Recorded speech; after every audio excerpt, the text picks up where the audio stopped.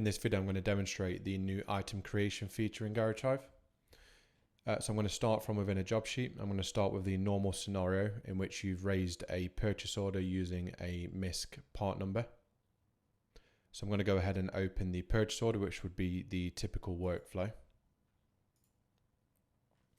From within the purchase order, this is where you would typically now update the item number because you know what the part number is on the supplier's purchase invoice. So I'm just going to go ahead and type in a new part number that hasn't been seen before and press tab. It's going to ask me if I want to create a new item card or select an existing item. So I'm going to go ahead and create a new item card. I'm going to select the template for the item. It's warning me that this item is associated with a job sheet like it would do previously. But I press yes, and that's the item card created. So previously it would have opened the item card and you would have had to have filled in the description again and then close the item card. Well, now it bypasses that completely. It will take the current description on the document and use that description when creating the item card. If you want to access the item card, you can do. I'll just show you how to do that shortly, but I'm just going to carry on through this process. So I've just applied £20. I would now be posting this document as you know, in a normal workflow, you'd post the purchase invoice, which I'm not going to do now. Go back to the job sheet and you can see that the part number has updated with the description here. Now, if I change this description, let's say I call it offside front coil spring. It's now going to ask me if I want to update the item card for the next time we see this part number.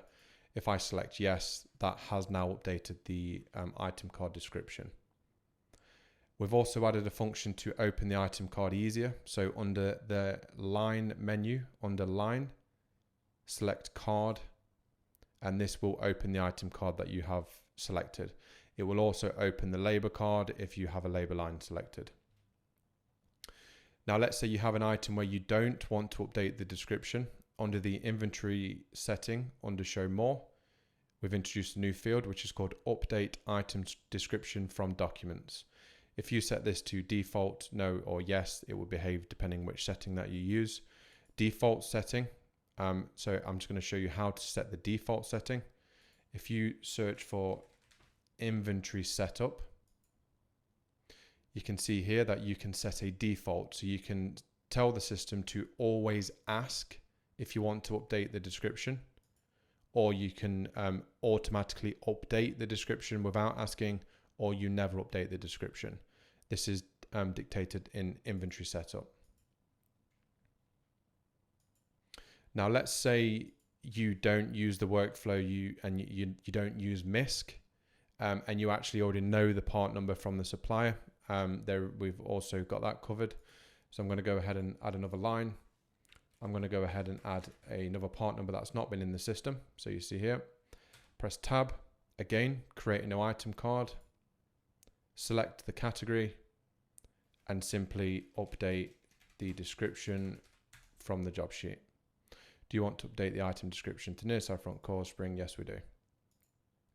So that is quite a radical change from the way we had it previously.